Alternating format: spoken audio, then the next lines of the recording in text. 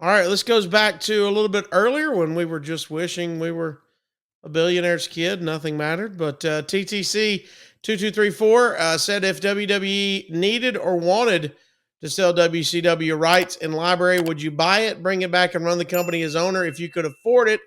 Also, another question: would you work for another billionaire startup that wants you to run the company completely?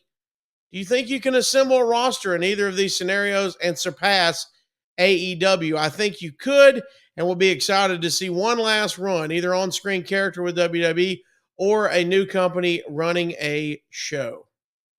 Whew. A lot there. Yeah. There's Would you buy the WCW library if you could afford it and it was up for sale? No. Okay. No. If a billionaire wants you to run his company completely, would you do it? No. Okay. If you were forced to do it, do you think you could assemble a roster in either of those scenarios to surpass AEW? In a heartbeat. Oh, okay. In a heartbeat. Because again, it's not a talent issue. It would be so easy for if somebody were to come along and say, "Here, go start a wrestling company." The last thing you to do is even think about WWE, but you could snatch AEW market share and momentum in 90 days.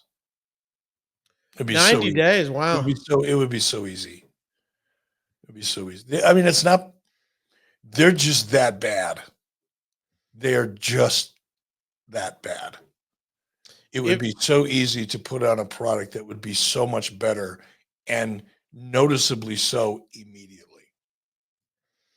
If you did have one last run, would you rather it be on screen character or running a company behind the scenes?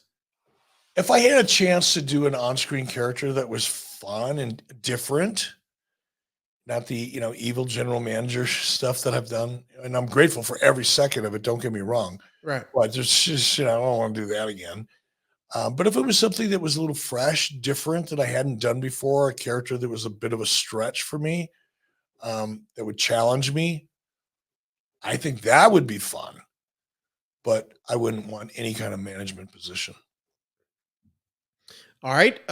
Greg Dale 9472. Who do you think is the best seller of all time? I've been rewatching some of the late 80s, early 90s, and it was amazing seeing how good Rick Rude and Sergeant Slaughter were at selling. They weren't flying around like a Hennig or Ziggler, but they made every move that they took look like it had impact. Randy Orton. Randy's great. Shawn Michaels, Randy Orton. I'm going to go Randy Orton, but it's close. And to me, that's the magic. That is, if there's one thing that if I was coaching wrestling or working with somebody, a friend or family member, that I would just beat them over the head with to the point where they were sick of hearing it, is to learn how to sell. Study Razor Ramon, study Scott Hall. Scott was amazing. Sometimes more amazing than others, but always amazing.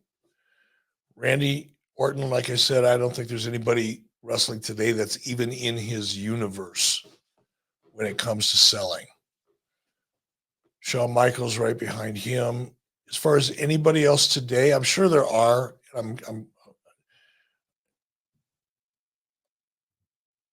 I'll just leave it. I'll leave it at those choices now because I'm inevitably going to leave somebody out that I shouldn't. But selling is everything, man. You can learn the rest of it if you can sell.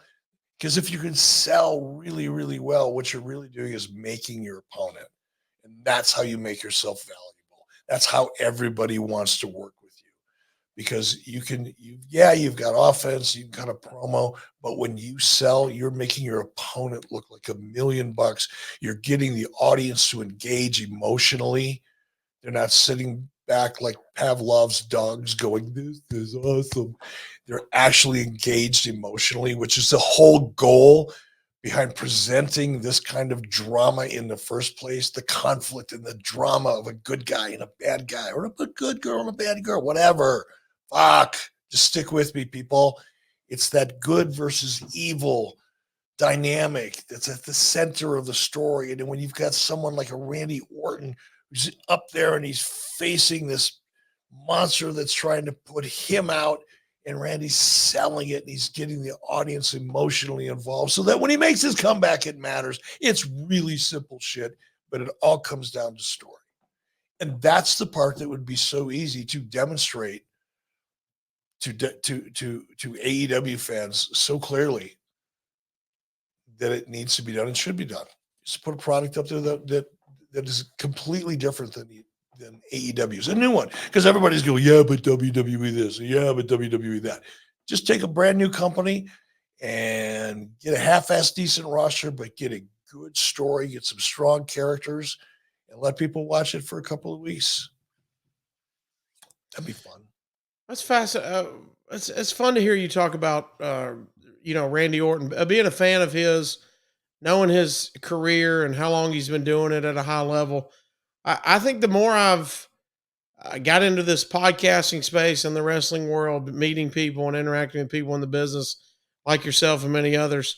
I mean, doing the podcast with Road Dogg, he says, quote, Randy Orton's the best television wrestler there's ever been. And I think it goes back to that point of being able to do everything for television the right way and correctly, selling, promo, in ring, like just hearing everybody in the business, everybody I meet that's worked with him or interacted or even just watched has nothing but incredible thing. I think that makes me appreciate him even more.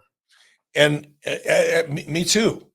Me too. I mean, the older I get, the more I really begin to understand and think through what works, and more importantly, why it works. It all comes down to emotion. That part of your brain, the amygdala, that's where emotion happens. That's where you feel happiness and sadness and all the human emotions. So it's right there, kind of at the core of your brain. And that's why people watch wrestling. That's why people go to movies. That's why people read books. They're looking for that emotional response. Wrestling is no different, despite the fact that Tony fucking Khan thinks it is, and Will Ospreay is convinced it is. It's not. You guys are focused on what trips your individual triggers, and you're neglecting the fact that 99% of the rest of the world out there that aren't your sickos and who are only interested in the physical display inside of the ring, the vast majority of the audience is looking for an emotional experience. And you're not going to get there unless you've got talent that understands how to tell a story in the ring. And like Randy Orton and Shawn Michaels and Scott Hall and Ric Flair know how and when to sell.